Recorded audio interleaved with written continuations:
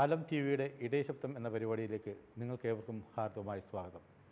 ഇന്ന് നമ്മോടൊപ്പം ആയിരിക്കുന്നത് തിരുവനന്തപുരം ലത്തീൻ അതിരൂപത സഹായമെത്രാൻ അഭിവന്യ ക്രിസ്തുദാസ് പിതാവാണ്. പിതാവിന് ഈ പരിപാടിയിലേക്ക് എല്ലാവരുടെയും നാമത്തിൽ ഹാർദവമായ സ്വാഗതം.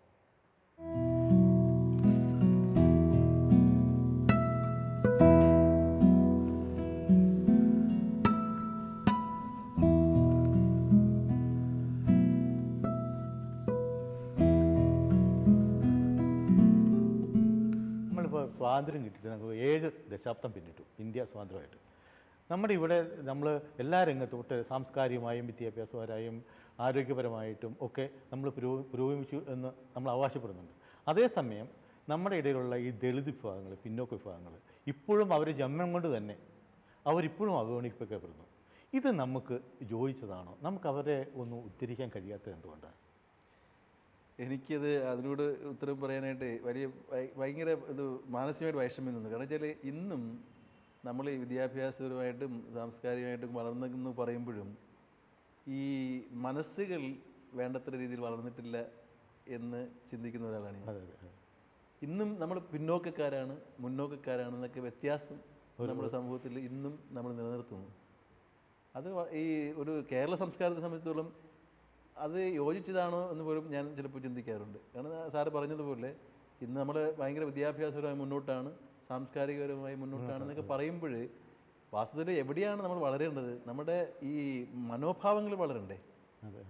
ഇവിടെ മുന്നേറ്റക്കാരൻ, മുന്നോക്കക്കാരൻ, പിന്നോക്കക്കാരൻ, അല്ലെങ്കിൽ വലിയവൻ, ചെറിയവൻ, ഈ പല ജാതി വ്യവസ്ഥകൾ ഇന്നും നമ്മുടെ ഇടയിൽ നിലനിൽക്കുന്നുണ്ട്.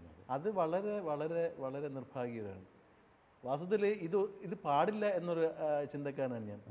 നമ്മൾ എപ്പോഴും നമ്മൾ കൂടെ നിൽക്കുന്ന ആൾക്കാർ തീർച്ചയായിട്ടും അവരർഹിക്കുന്ന ഒരു സ്ഥാനവും അംഗീകാരവും പരിഗണനയും നൽകി നമ്മൾ വാസ്തവത്തിൽ എല്ലാവരെയും തുല്യരായിട്ട് കാണുന്ന ഒരു ലോകം, ഒരു സമൂഹം, അത് നമുക്ക് ഉണ്ടാക്കിയെടുക്കാനായിട്ട് കഴിയണം. വാസ്തവത്തിൽ നമ്മൾ ഈ കേരള സംസ്കാരം നമ്മൾ അതിൽ അഭിമാനിക്കുന്ന ആൾക്കാരാണ്. വിദ്യാഭ്യാസ വളർച്ചയിൽ നമ്മൾ ഭയങ്കരമായിട്ട് നമ്മുടെ അതിൽ വലിയ അഹങ്കാരമൊക്കെ കൊള്ളാറുണ്ട്. പക്ഷേ വിദ്യാഭ്യാസവും സംസ്കാരം എന്ന് പറഞ്ഞാൽ എന്താണ്? ഒരാളെ രൂപപ്പെടുത്തുന്നതാണ്, ഒരാളുടെ മാനസിക അവസ്ഥയെ രൂപപ്പെടുത്തുന്നതാണ്, അയാളുടെ വ്യക്തിത്വത്തെ രൂപപ്പെടുത്തുന്നതാണ്. ഈ വ്യക്തിത്വങ്ങളാണല്ലോ സമൂഹങ്ങളായിട്ട് മാറുന്നത്, കുടുംബങ്ങളായിട്ട് മാറുന്നത്, സമൂഹങ്ങളായിട്ട് മാറുന്നത്. ഇവിടെ ഒരു താഴ്ചയും ഉയർച്ചയും ഒന്നും പാടില്ലെന്ന് ഇങ്ങനെയുള്ള വാക്കുകൾ ഉപയോഗിക്കുന്നത് തന്നെ ശരിയല്ല. എനിക്കൊന്ന് 2 ഭാഗക്കാരും അത് കാര്യത്തിൽ ശ്രദ്ധിക്കണം. അല്ല, ഇവർ തമ്മിലൊരു മാനസിക പൊരുത്തമില്ല. അതായത് മുന്നോക്കക്കാരനെ പിന്നോക്കക്കാരനെ അംഗീകരിക്കാനും അത് മുന്നോക്കക്കാരനും ഞാനും അത് ഞങ്ങൾ ഒരു പാരലായിട്ട് പോകേണ്ടവരാണ്, അങ്ങനെ ധാരണയിലേക്ക് എത്താൻ എന്തോ ഒരു അപാകത, ഒരു തടസ്സമുള്ളതായിട്ട് തോന്നുന്നു. പലപ്പോഴും അതിൻ്റെ ഒരു അപാകതയാണോ ഈ ഇന്നും പിന്നോക്കക്കാരനായിട്ട് തന്നെ നിലനിൽക്കാനുള്ള സാധ്യത? എനിക്ക് തോന്നുന്നത് ഇപ്പോൾ ദളിതരായിരുന്നാലും മറ്റ് പിന്നോക്കമെന്ന് നമ്മൾ പറയുന്ന ആൾക്കാരും വാസ്തവത്തിൽ അവർക്ക് അവരുടേതായിട്ടുള്ളൊരു അഭിമാനമുണ്ട്, അവരുടേതായിട്ടുള്ള ഒരു സംസ്കാരമുണ്ട്. ഇത് നമ്മൾ അംഗീകരിക്കുന്നിടത്താണ് നമ്മുടെ വലിപ്പേരിക്കുന്നത്. ഇപ്പോൾ അത് അംഗീകരിക്കാതിരിക്കുമ്പോഴാണ് വാസ്തവത്തിൽ ഇവിടെ പ്രശ്നങ്ങളും പ്രയാസങ്ങളൊക്കെ ഉണ്ടാകുന്നത്. അവർ പറയും ഞങ്ങളായിരിക്കുന്ന അവസ്ഥയിൽ ഞങ്ങൾ അംഗീകരിക്കുക, ഞങ്ങളെ അർഹതപ്പെട്ട ഞങ്ങൾക്ക് നൽകുക. അത് വേണ്ടത്ര രീതിയിൽ പരിഗണിച്ച് കഴിഞ്ഞാൽ ഈ പറയുന്ന ഈ ഭിന്നത നമുക്ക് ഒരു പരിധിവരെ ഇതിൽ മാറ്റം വരുത്താൻ സാധിക്കും എന്നാണ് ഞാൻ കരുതുന്നത്. അതുപോലെ തന്നെ ഈ മുന്നോക്കക്കാരെന്ന് പറയുന്ന ആൾക്കാർ യഥാർത്ഥത്തിൽ അവരെ അംഗീകരിക്കുകയും അതുപോലെ തന്നെ പിന്നോക്കക്കാരെന്ന് പറയുന്ന ആൾക്കാർ യഥാർത്ഥത്തിൽ അവരുടെ മനസ്സും യഥാർത്ഥത്തിൽ ഞങ്ങളും ഈ പൊതുസമൂഹത്തിൻ്റെ ഭാഗമാണെന്ന് അവരും വരികയും ചെയ്യുമ്പോൾ ഈ അന്തരം മാറ്റിക്കിട്ടും. അല്ലാതെ ഈ മാനസിക അവസ്ഥ മാറാതെ, മനോഭാവം മാറാതെ നമ്മൾ എത്ര കണ്ട് വിദ്യാഭ്യാസ ഒരു സംസ്കാരമായിട്ട് വളർന്നാലും ഈ അന്തരം നിലനിൽക്കുകയാണ്. പക്ഷേ ഒരു അറുതി വരുത്തണം എന്നാണ് എനിക്ക് തോന്നുന്നത്. പിതാവ് പറയുന്നത് ഒരു മാനസിക പൊരുത്തം, അതാണ് ഉദ്ദേശിക്കുന്നത്. ഒരു മാനസിക പൊരുത്തം ഉണ്ടായാൽ മാത്രമേ ഇതിന് പരിഹാരം കാണാൻ കഴിയൂ എന്നുള്ള പിതാവ് പറയുന്നത്. പിന്നെ നമ്മൾ ഈ മത്സ്യത്തൊഴിലാളി മേഖലയിലേക്ക് പിതാവ് എത്തി നോക്കും. കാരണം പിതാവിനറിയാം, പിതാവ് ഒരു മത്സ്യത്തൊഴിലാളി ഗ്രാമത്തിൽ നിന്നാണ് വരുന്നത്. ഈ മത്സ്യത്തൊഴിലാളികളുടെ കാലാകാലങ്ങളായിട്ടുള്ള പരിവേദനങ്ങളും പ്രയാസങ്ങളും പിതാവ് കണ്ടിട്ടുണ്ട്, കേട്ടിട്ടുണ്ട്, അനുഭവിച്ചിട്ടുണ്ട്. കാരണം ഇന്നും അവർക്കൊരു മോചനം അതിൽ നിന്നുണ്ടായിട്ടില്ല. എന്തുകൊണ്ട് നമ്മുടെ മത്സ്യത്തൊഴിലാളി ഇന്നും ഈ രീതിയിൽ ഈ അവഗണനയിൽ ജീവിക്കാൻ നിർബന്ധിക്കപ്പെടുന്നു എന്ന് പിതാവ് തോന്നുന്നത്? മത്സ്യത്തൊഴിലാളികളെ സംബന്ധിച്ചിടത്തോളം അവർക്ക് ഒത്തിരിയേറെ പ്രശ്നങ്ങളുണ്ട്. അതായത് അവർ കഠിനാധ്വാനികളാണ്. അതെ, അവർ ഈ കടലിനോട് മല്ലടിക്കുന്ന ആൾക്കാരാണ്. പക്ഷെ അവർക്ക് വേണ്ടുന്ന സംരക്ഷണം കൊടുക്കാൻ അധികൃതർ ഇന്നും തയ്യാറായിട്ടുണ്ടോ എന്ന് ഞാൻ സംശയിക്കുന്നു. ഈ ഓഖിയുടെ ദുരന്ത അവസ്ഥകൾ നമ്മുടെ മുമ്പിൽ ഇപ്പോഴും ഉണ്ട്. അവർക്ക് ഇന്ന് അവരുടെ തീരം തന്നെ നഷ്ടമായിക്കൊണ്ടിരിക്കുന്ന ഒരു അവസ്ഥാവിശേഷമുള്ളത്. ഇപ്പോൾ തീരദേശവാസികൾക്ക് അന്യം വന്നുകൊണ്ടിരിക്കുന്നത്. അത് പല കാരണങ്ങളുമുണ്ട്. ഇന്നത്തെ ടൂറിസവും അല്ലാതെ മറ്റ് പലരും ഇതിൻ്റെ അകത്ത് കൈകടത്തുന്നു, അവർ ഇത് സ്വന്തമാക്കാനായിട്ട് പരിശ്രമിക്കുന്നു. അതുപോലെ തന്നെ ഇന്ന് ഈ കടൽ ക്ഷോഭങ്ങൾ നമ്മൾ എന്നും നേരിട്ടുകൊണ്ടിരിക്കുന്ന ഒരു വിഷയമാണ്. എത്രയോ മരണങ്ങൾ ഓഖി കഴിഞ്ഞിട്ടും ഉണ്ടായി. അപ്പോൾ എത്രയോ ഈ വീടുകൾ ഈ കടൽ ആക്രമണം കൊണ്ട് തന്നെ, കടൽ ക്ഷോഭം കൊണ്ട് എത്രയോ വീടുകൾ മാറ്റി പാർപ്പിക്കേണ്ടി വന്നു. പക്ഷേ ഇതൊക്കെ വാസ്തവത്തിൽ ഇന്ന് ഈ മത്സ്യത്തൊഴിലാളികൾ നേരിട്ടുകൊണ്ടിരിക്കുന്ന അഭിമുഖീകരിക്കുന്ന പ്രശ്നങ്ങളാണ്, അനുദിന ജീവിതത്തിലെ പ്രശ്നങ്ങളാണ്. അപ്പോൾ ഈ പ്രശ്നങ്ങളെ നമ്മൾ പൊതുസമൂഹം വേണ്ടത്ര രീതിയിൽ വേണ്ടത്ര പ്രാധാന്യത്തോടെ കാണണം എന്നാണ് ഞാൻ. ഇന്നിപ്പോൾ ഇത് മത്സ്യത്തൊഴിലാളികൾ സംരക്ഷകരായി മാറിയെന്നതിൻ്റെ പേരിൽ അനുമോദന ചടങ്ങുകളിൽ പലതും ഞാൻ പങ്കെടുത്ത ആളാണ്. ഞാൻ പറയുന്നത് ഈ അനുമോദനമല്ല അവർക്ക് വേണ്ടത്. അനുമോദനത്തെക്കാളേറെ ഈ പൊതുസമൂഹത്തിൽ ഇത്രയേറെ ഇത് സംഭാവന നൽകാൻ കഴിവുള്ളവരാണ് മത്സ്യത്തൊഴിലാളികളെന്ന് നമ്മൾ തിരിച്ചറിഞ്ഞപ്പോൾ, അതല്ലാതെയും അവർക്ക് വേണ്ടുന്ന ഈ സംരക്ഷണവും അവരുടെ ഈ തൊഴിലിടത്ത് അവർ അഭിമുഖീകരിക്കുന്ന പ്രശ്നങ്ങൾ അതിന് വേണ്ടത്ര ഒരു പ്രതിവിധി ഉണ്ടാക്കുകയും ചെയ്യുമ്പോഴാണ് വാസ്തവത്തിൽ നമ്മൾ അവരോട് ഈ പറയുന്ന ഈ എന്താണ് അനുമോദനം എന്ന് പറയുന്നതിന് അർത്ഥമുണ്ടാക്കുന്നത്. അപ്പോൾ അതാണ് വേണ്ടത്. അപ്പോൾ ഇത്തരത്തിലുള്ള തീരശോഷണം, അതുപോലെ ഈ മത്സ്യത്തൊഴിലാളികളുടെ സംരക്ഷണം, അവരുടെ ജീവൻ വളരെ അപകടത്തിലാണ്. അവരുടെ ഈ മത്സ്യബന്ധനം എന്ന് പറയുന്നത് അവരുടെ ജീവൻ പണയം വെച്ച് പോകുന്ന ഒരു പണിയാണ്. അപ്പോൾ ഇവിടെയൊക്കെ വേണ്ടത്ര രീതിയിൽ അവർക്ക് വേണ്ടുന്ന സംരക്ഷണവും അവരഭിമുഖീകരിക്കുന്ന പ്രശ്നങ്ങൾക്ക് ഒരു പരിഹാരവും നമ്മൾ കാണുമ്പോഴാണ് മത്സ്യത്തൊഴിലാളികളുടെ ജീവിതത്തിനൊരു മാറ്റം ഉണ്ടാക്കാൻ കഴിയുന്നത്. ഇതാ പറഞ്ഞു വരുന്നത് ഇതിനകത്ത് രണ്ട് പ്രധാന ഘടകങ്ങളുണ്ട്. ഒന്ന്, നമുക്കിപ്പോൾ കണ്ടുവരുന്നത് കാലാവസ്ഥയിലുണ്ടായ പരിസ്ഥിതിയിലുണ്ടായ വ്യതിയാനം മുൻകാലങ്ങളുള്ളതിനെ അപേക്ഷിച്ച് ഭയങ്കരമായിട്ട് മാറിയിട്ടിരിക്കുന്നു.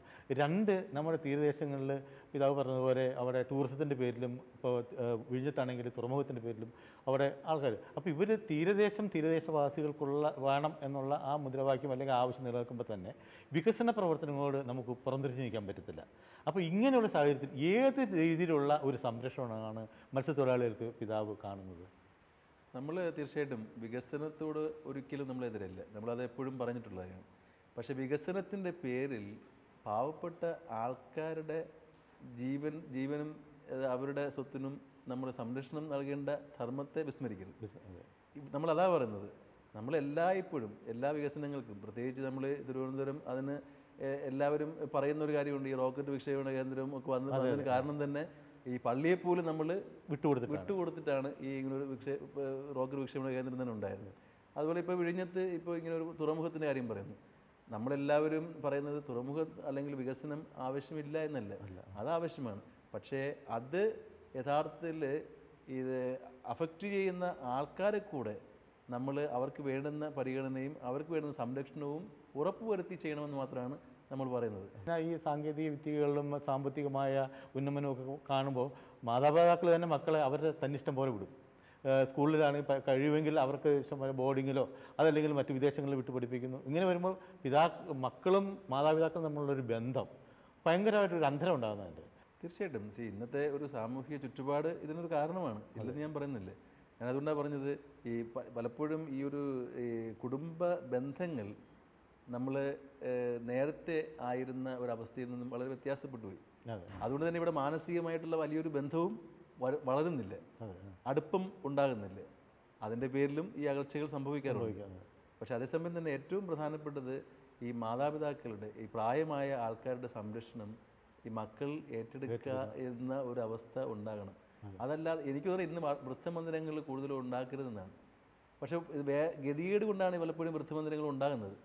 കാരണം ഇത് മദർ തെരേസയെ പോലുള്ള ആൾക്കാർ ഈ വഴിയോരങ്ങളിൽ കണ്ട ആൾക്കാരെ അവരെ ഏറ്റെടുക്കേണ്ടി വന്നു. ഇത് നിർബന്ധം കൊണ്ടാണ്.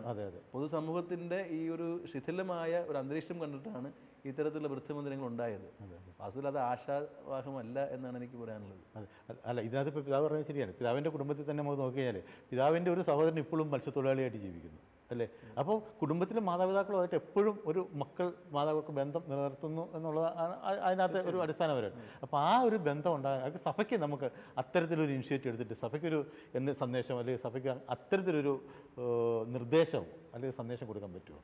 ഇല്ല, ഇപ്പോൾ സഭാപരമായിട്ട് നമ്മൾ ചെയ്യുന്നതാണ് ഇത്തരത്തിലുള്ള ആൾക്കാരെ നമുക്ക് വേണ്ടുന്ന സംരക്ഷണം എങ്ങനെ കൊടുക്കാൻ സാധിക്കും എന്നുള്ളതാണ് നമ്മൾ ചിന്തിക്കുന്നത്.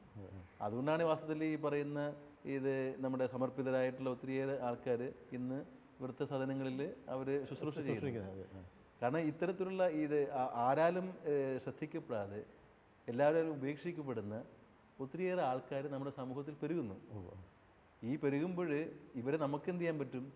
അവർക്ക് വേണ്ടുന്ന ഒരു സംരക്ഷണം നമ്മൾ കൊടുത്തേ പറ്റുള്ളൂ. അത് നമുക്കൊരു വലിയൊരു സഭാപരമായ ഏറ്റവും വലിയൊരു ശുശ്രൂഷയാണ്.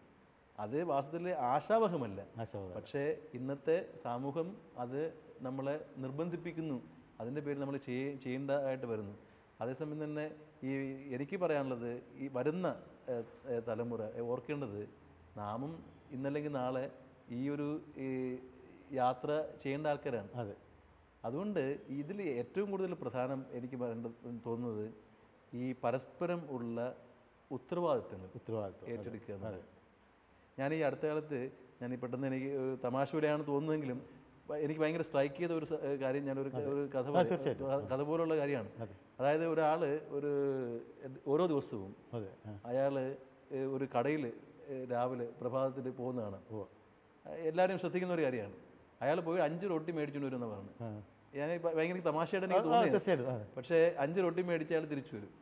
അപ്പോൾ ഈ കാഴ്ച എല്ലാ ദിവസവും കാണുന്ന അയാളുടെ ഒരു സുഹൃത്ത് ഒരു ദിവസം അയാൾ ഇടയ്ക്ക് വെച്ച് നിർത്തിയിട്ട് അയാൾ ചോദിച്ചു, ഇയാൾ എല്ലാ ദിവസവും ഈ പ്രഭാതത്തിൽ ഇങ്ങോട്ട് പോകുന്നതാണ് 5 റൊട്ടി മേടിച്ചുകൊണ്ട് പോകണം, ഇയാൾ വേറെ എന്തെങ്കിലും ചെയ്തുകൂടെ എന്നൊക്കെ ചോദിച്ചു.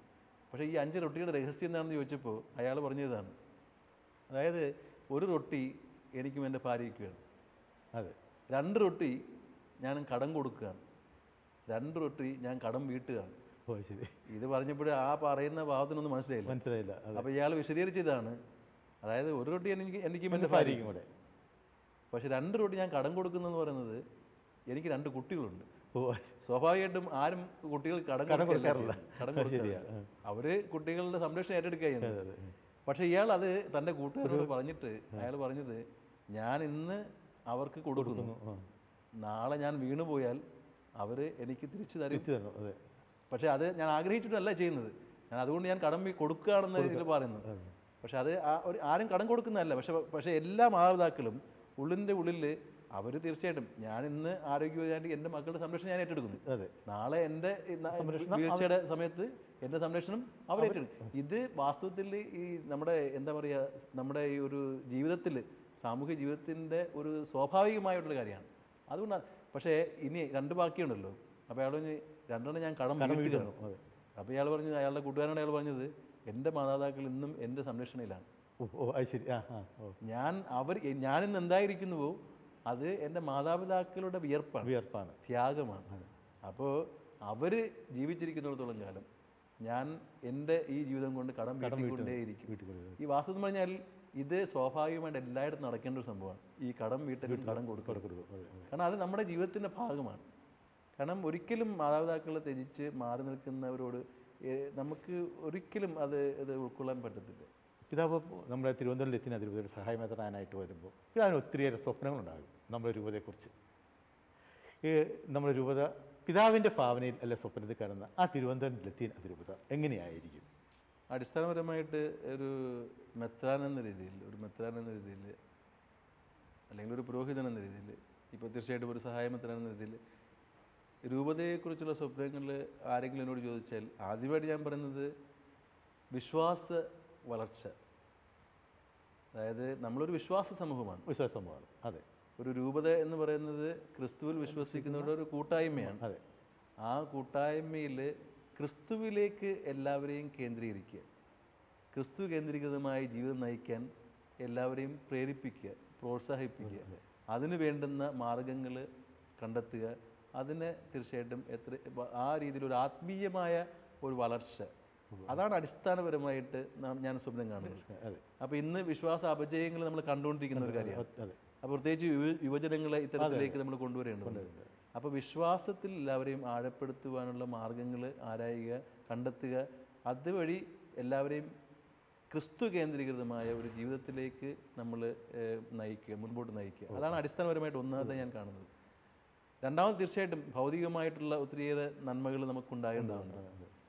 ഞാൻ നേരത്തെ സൂചിപ്പിച്ചു, നമ്മുടെ ഈ സംസാരത്തിൻ്റെ ഇടയിൽ വിദ്യാഭ്യാസത്തിലൂടെ മാത്രമേ നമ്മുടെ സമൂഹത്തിൽ, നമ്മുടെ ഏത് സമൂഹത്തിലും ഒരു മാറ്റം വരുത്താനായിട്ട് നമുക്ക് സാധിക്കുകയുള്ളൂ. അതുകൊണ്ട് നമ്മൾ നമ്മുടെ ഈ ഒരു രൂപത എന്ന് പറയുന്നത് ഏറെ ഈ പിന്നോക്കം നിൽക്കുന്ന, നമ്മൾ നേരത്തെ പറഞ്ഞതുപോലെ ഈ സമൂഹത്തിൻ്റെ പിന്നാമ്പുറങ്ങളിൽ നിൽക്കുന്ന ആൾക്കാരാണ്. മത്സ്യത്തൊഴിലാളായിക്കോട്ടെ, മറ്റിതര ശുശ്രൂഷ മറ്റ് തൊഴിലുകൾ ചെയ്യുന്ന ആൾക്കാരായിക്കോട്ടെ, ഇവരെയൊക്കെ നമ്മൾ മുന്നിലേക്ക് കൊണ്ടുവരണമെങ്കിൽ വിദ്യാഭ്യാസത്തിലൂടെ സാധിക്കൂ എന്നാണ് ഞാൻ വിശ്വസിക്കുന്നത്. തീർച്ചയായിട്ടും. അപ്പോൾ അതുകൊണ്ട് വിദ്യാഭ്യാസത്തിലൂടെ ഒരു വലിയ മുന്നേറ്റം നമുക്ക് സൃഷ്ടിക്കേണ്ടതുണ്ട്. ഇന്ന് വിവിധ ഇടങ്ങളിൽ ഒരു നല്ല എന്താ പറയുക, ഒരു ഹയർ എഡ്യൂക്കേഷൻ സാധ്യതകൾ നമ്മുടെ മുമ്പിലുണ്ട്. അപ്പോൾ ഈ ഹയർ എഡ്യൂക്കേഷൻ വഴി വിവിധ രംഗങ്ങളിലേക്ക് നമ്മൾ വരും തലമുറയെ കൊണ്ടുവരിക, വിവിധ തൊഴിലുകളിലേക്ക് അവരെ തിരിച്ചുവിടുക. അപ്പോൾ ഇതൊക്കെ തീർച്ചയായിട്ടും നമുക്ക് ആവശ്യമാണ്. അതിലൂടെ മാത്രമേ നമ്മൾ ഇനിയും മുന്നേറുകയുള്ളൂ. നമ്മുടെ സാംസ്കാരിക സാമൂഹിക ജീവിതത്തിൽ ഒരു മാറ്റം നമുക്ക് സൃഷ്ടിക്കാൻ സാധിക്കുകയുള്ളൂ എന്ന് വെച്ചാൽ. പിന്നെ മറ്റൊരു സ്വപ്നമുള്ളത് ഈ യുവജനങ്ങളെ പ്രത്യേകമായ വിധം ഒരു ശ്രദ്ധ കൊടുക്കുക എന്നുള്ളതാണ്. വരും തലമുറയെ വിശ്വാസ ജീവിതത്തിലായിരുന്നാലും ആത്മീയമായും ഭൗതികവുമായ ഒരു നന്മയിലേക്ക് അവരെ കൈപിടിച്ച് നടത്തുന്ന ചില രംഗങ്ങൾ നമ്മൾ കാണുന്നുണ്ട്. അതുകൊണ്ടാണ് നമ്മൾ ഇന്ന് വിവിധ ശുശ്രൂഷകൾക്ക് പ്രാധാന്യം നൽകുന്നത്. യുവജന ശുശ്രൂഷ ആയിക്കോട്ടെ, സാമൂഹ്യ ശുശ്രൂഷ ആയിക്കോട്ടെ, കുടുംബ ശുശ്രൂഷ ആയിക്കോട്ടെ, നമ്മൾ അജപാലന ശുശ്രൂഷ ആയിക്കോട്ടെ. അപ്പോൾ വിവിധ ശുശ്രൂഷകളോട് പിന്നെ അതുപോലെ ആത്മായ പ്രാതിനിധ്യം വളർത്തിയെടുക്കുക. അപ്പോൾ അങ്ങനെയൊക്കെയുള്ള ഒരു സമൂഹത്തെ വാർത്തെടുത്ത് നമ്മൾ തന്നെ നമ്മുടെ സംരക്ഷകരായി മാറുന്ന ഒരവസ്ഥ സംജാതമാക്കുക. ഇതാണ് ഞാൻ സ്വപ്നം കാണുന്നത്. പ്രത്യേകിച്ച് നമ്മൾ തിരുവനന്തപുരം അതിരൂപതയെ സംബന്ധിച്ചിടത്തോളം ഈ BCC യൂണിറ്റുകൾക്ക് പേരുകെട്ട ഒരു രൂപതയാണ്. അതെ, നമുക്ക് ഈ ഘടനയുണ്ട്. ഈ ഘടനയിൽ ഉൾക്കൊള്ളേണ്ട ആത്മാവ് ഇല്ല എന്ന് വേണം പറയാനുണ്ട്. വാസ്തവത്തിൽ എനിക്ക് തോന്നിയിട്ടുള്ളത്, ഈ ഘടനയെ ഉപയോഗപ്പെടുത്തിക്കൊണ്ട് ഓരോ BCCയിലും അവശതകൾ അനുഭവിക്കുന്ന ആൾക്കാർ, ഇപ്പോൾ ഉദാഹരണം പറഞ്ഞാൽ ആ യൂണിറ്റിൻ്റെ ഒരു 25-30 കുടുംബങ്ങളടങ്ങുന്ന ഒരു യൂണിറ്റ്, ആ യൂണിറ്റിൽ പെടുന്ന ഒരു കുട്ടി വിദ്യാഭ്യാസത്തിന് പ്രയാസം അനുഭവിക്കുന്നുണ്ട്, സാമ്പത്തിക ബുദ്ധിമുട്ട് അനുഭവിക്കുന്നുണ്ടെങ്കിൽ അത് നമുക്ക് ഉൾക്കൊള്ളാനായിട്ട് സാധിക്കണം യൂണിറ്റിൽ. അതുപോലെ ഇപ്പോൾ ഒരു കുഞ്ഞിനെ എന്താ പറയുക, ഒരു കല്യാണത്തിന് പ്രായമായി നിൽക്കുന്ന ഒരു കുട്ടിയെ യഥാർത്ഥത്തിൽ ആ ഒരു വിവാഹത്തിന് തടസ്സമായിട്ട് സാമ്പത്തികമാണെങ്കിൽ ബുദ്ധിമുട്ടാണ്, അത് നമുക്ക് ഉൾക്കൊള്ളാനായിട്ട് സാധിക്കണം. ആ യൂണിറ്റിൽ സാധിക്കുന്നതിൽ ആ ഇടവകയെ സമീപിക്കണം, അല്ലെങ്കിൽ സഭാ സമൂഹം അതിന് സഹായിക്കണം. അപ്പോൾ അത്തരത്തിൽ ഈ പറയുന്ന വിദ്യാഭ്യാസമായിക്കോട്ടെ, സാമൂഹികപരമായ കാര്യങ്ങളായിക്കോട്ടെ, പിന്നോക്കം നിൽക്കുന്ന, നമ്മൾ അവശത അനുഭവിക്കുന്ന, കഷ്ടപ്പെടുന്ന ആൾക്കാരെ കൂടെ നിർത്തി അവരെയും യഥാർത്ഥത്തിൽ ഒരുമിപ്പിച്ച് കൊണ്ടുവന്ന് മുഖ്യധാരയിൽ എത്തിക്കാനായിട്ട് ഈ പറയുന്ന കുടുംബ യൂണിറ്റുകൾ വഴി സാധിക്കണം എന്നുള്ള ഒരു സ്വപ്നവും എനിക്ക് ഉണ്ട്. തീർച്ചയായിട്ടും. അതോടൊപ്പം പിന്നെ ഇനി നമ്മളൊരു ക്രിസ്തുവിൻ്റെ പിറവി തിരുനാൾ ആഘോഷിക്കാനുള്ള ഒരു ഒരുക്കത്തിലേക്കാണ്. ഈ സന്ദർഭത്തിൽ ക്രിസ്മസുമായി ബന്ധപ്പെട്ട് പിതാവിന് എന്താണ് നമ്മുടെ പ്രേക്ഷകർക്ക് കൊടുക്കാനുള്ള ഒരു സന്ദേശം? ക്രിസ്മസ് എന്ന് പെട്ടെന്നൊരു സന്തോഷം എന്നിൽ ഉളവാക്കുന്ന ഒരു വികാരമാണ്. അങ്ങനെ കുഞ്ഞുനാൾ മുതൽ ഈ ക്രിസ്മസ് തീർച്ചയായിട്ടും പല രീതിയിലാണ് നമ്മൾ ആഘോഷിച്ചിട്ടുള്ളത്. പക്ഷേ തീർച്ചയായിട്ടും ഇന്ന് ക്രിസ്മസിനെ കുറിച്ച് ചിന്തിക്കുമ്പോൾ തീർച്ചയായിട്ടും നമ്മൾ വ്യത്യസ്തമായിട്ട് നമ്മൾ ചിന്തിക്കും. പണ്ടൊക്കെ ക്രിസ്മസ് എന്ന് പറയുന്നത് വലിയ ഒരു എന്താണ്, വീടിന് മുറ്റത്ത് ഈ കൊടിതോരണങ്ങൾ ഉണ്ടാക്കുക, നക്ഷത്രങ്ങൾ തൂക്കുക. തീർച്ചയായിട്ടും അതിൻ്റെ അർത്ഥമുണ്ട്, അതിൻ്റെതായിട്ടുള്ള നല്ല വശങ്ങൾ തീർച്ചയായിട്ടും ഉണ്ട്. ഒരു മുന്നൊരുക്കം ഉണ്ടായിരുന്നു. അതെ, മുന്നൊരുക്കം തീർച്ചയായിട്ടും എല്ലാത്തിനും വേണം. പക്ഷേ ഇനി ക്രിസ്മസ് എന്നുള്ളത് വാസ്തവത്തിൽ എന്നിൽ ഉണർത്തുന്ന ഒരു ചിന്ത എന്ന് പറയുന്നത് എപ്പോഴും ദൈവം നമ്മോടുകൂടെ എന്നൊരു ചിന്തയാണ്. ഗബ്രിയേൽ ദൂതൻ മാതാവിന് പ്രത്യക്ഷപ്പെട്ട് മംഗളവാർത്ത പറയുകയും നീ ഇമ്മാനുവേൽ എന്ന് അവന് പേരിടണം എന്നാണ് പറഞ്ഞത്, അല്ലേ? ഇമ്മാനുവേൽ എന്നത് ദൈവം നമ്മോടുകൂടെ എന്നാണ് അർത്ഥം. എനിക്ക് തോന്നുന്നത് ക്രിസ്മസിൻ്റെ ഏറ്റവും വലിയ സന്ദേശം അതാണ്. അതായത് ദൈവം തൻ്റെ മഹിമ വെടിഞ്ഞ് ഈ ലോകത്തേക്ക് മനുഷ്യരോടൊപ്പം വാസം ചെയ്യാൻ ഇറങ്ങി വന്ന ആ നല്ലൊരു മുഹൂർത്തമാണ് ഈ ക്രിസ്മസ് എന്ന് പറയുന്നത്. അപ്പോൾ ദൈവം നമ്മോടുകൂടെ ആണെന്നുള്ള ആ ചിന്തയിൽ ജീവിക്കുന്ന, ചരിക്കുന്ന ആൾക്കാർക്ക് എനിക്ക് തോന്നുന്നത് എല്ലാ ദിവസവും ക്രിസ്മസ് ആകണം. അങ്ങനെയെങ്കിൽ കാരണം ദൈവം എപ്പോഴും ദൈവത്തോടു കൂടി ആയിരിക്കണം. ദൈവം നമ്മോട് ആയിരിക്കണം. എല്ലാ ദിവസവും ദൈവം നമ്മോട് കൂടിയാണ്. അപ്പോൾ ഇത് ക്രിസ്മസ് എന്നുള്ളത് അനുദിന ജീവിതത്തിൻ്റെ ഒരു ഭാഗമായി മാറണം. അതെ. കാരണം എനിക്ക് ആദ്യമായിട്ടും എനിക്ക് പെട്ടെന്ന് എപ്പോഴും എൻ്റെ മനസ്സിൽ വരുന്ന ക്രിസ്മസിനെ കുറിച്ച് ഓർക്കുമ്പോൾ വരുന്ന ചിന്ത ഇത് തന്നെയാണ്. കാരണം ഇമ്മാനുവേൽ ആ പേരിൽ എന്തിരിക്കുന്നു എന്ന് വെച്ചാൽ പേരിലാണ് എല്ലാം ഇരിക്കുന്നത്. ദൈവം നമ്മോട് കൂടെ എന്നുള്ളതാണ്. അപ്പോൾ ഞാൻ ഈ പെട്ടെന്ന് എപ്പോഴും ഞാൻ ഓർക്കുന്ന ഒരു കാര്യമുണ്ട്. ഈ നമ്മുടെ പണ്ട് യേശാ സാറ് പാടിയ ഒരു പാട്ടുണ്ടല്ലോ, നമ്മുടെ എന്താണ്, സർവം ഭരിച്ചു സമംഗളം വാഴുവാൻ സ്വർഗം വിടർന്നു വരുന്നു, സ്വർഗം വിടർന്നു വരുന്നു, മഹിമ വെടിഞ്ഞൊരു കന്യയിൽ ജാതനായി മനുജനായി മാറുന്നു ദേവൻ. അത് ആക്ച്വലി എന്നെ കുഞ്ഞുനാളിലെ ആകർഷിച്ച ഒരു പാട്ടാണ്. ഈ ക്രിസ്മസ് എന്ന് പറയുന്നത് അതാണ്. അത് അതിൻ്റെ പൊരുൾ തന്നെ ആ വാക്കുകളിൽ വളരെ വ്യക്തമാണ്. അതായത് എല്ലാം വെടിഞ്ഞ് മനുഷ്യരോടൊപ്പം ആയിരിക്കുവാൻ യേശു ഈ ജന്മമെടുത്തു. അതാണ് ക്രിസ്മസ്. അതിൽ കവിഞ്ഞ് വലിയൊരു സന്ദേശം എനിക്ക് അതിൽ പറയാനില്ല. പിന്നെ രണ്ടാമത്തെ ഒരു കാര്യം, ഒരുപക്ഷെ മനുഷ്യരായ നമുക്കൊക്കെ ഇത് വലിയൊരു സന്ദേശം നൽകുന്നുണ്ട്. അതായത് എളിമയുടെ ഒരു പാഠം, വിനയത്തിൻ്റെ ഒരു പാഠം. അതായത് വലിപ്പം അടങ്ങിയിരിക്കുന്നത് ചെറുതാകില്ല. ഈ ക്രിസ്മസ് എനിക്ക് മറ്റൊരു സന്ദേശം പറയുകയാണെങ്കിൽ അതാണ് എനിക്ക് എൻ്റെ മനസ്സിൽ വരുന്നത്. വലിപ്പം അടങ്ങിയിരിക്കുന്നത് ചെറുതാകുന്നതിലാണ്, എളിമപ്പെടുന്നതിലാണ്. യേശു തന്നെ പറഞ്ഞതാണല്ലോ, വലിയവനാകാൻ ആഗ്രഹിക്കുന്നവൻ എല്ലാവരുടെയും ദാസനാകണം, ശുശ്രൂഷകനാണ്. വാസ്തവത്തിൽ ഈ ക്രിസ്മസ് ഈ യേശു തന്നെ നമുക്ക് നൽകുന്നൊരു മാതൃകയാണ്. അവൻ സ്വയം ചെറുതായിക്കൊണ്ട് നമ്മുടെ ഇടയിൽ വാസം ചെയ്യാൻ ഇറങ്ങി വന്നു. നമുക്കും പരസ്പരം എളിമപ്പെട്ടുകൊണ്ട് വിനയം അഭ്യസിച്ചുകൊണ്ട് പരസ്പരം ചെറുതാക്കിക്കൊണ്ട് നമ്മൾ ഈ ലോകത്ത് ജീവിക്കുമ്പോൾ നമ്മൾ വലുതാകും. അതാണ് ഈ ക്രിസ്മസ് നൽകുന്ന മറ്റൊരു സന്ദേശം എന്ന് എനിക്ക് തോന്നുന്നു. ഈ അവസരത്തിൽ ഞാൻ ക്രിസ്മസിൻ്റെ എല്ലാ നന്മകളും ഈശ്വര അനുഗ്രഹങ്ങളും ശാലോം പ്രേക്ഷകരായ നിങ്ങൾക്ക് ഓരോരുത്തർക്കും നേരുന്നു. ദൈവം നമ്മെ സമർത്ഥമായിട്ട് അനുഗ്രഹിക്കട്ടെ. ശാലോം TV-യുടെ ഇടയശബ്ദം എന്ന പരിപാടിയിൽ നമ്മോടൊപ്പം പങ്കെടുത്ത തിരുവനന്തപുരം ലത്തീൻ അതിരൂപത സഹായം മെത്രാൻ ക്രിസ്തുദാസ് പിതാവിന് നിങ്ങളുടെ എല്ലാവരുടെയും പേരിൽ ഞാൻ ഹാർദവമായ നന്ദി രേഖപ്പെടുത്തുന്നു.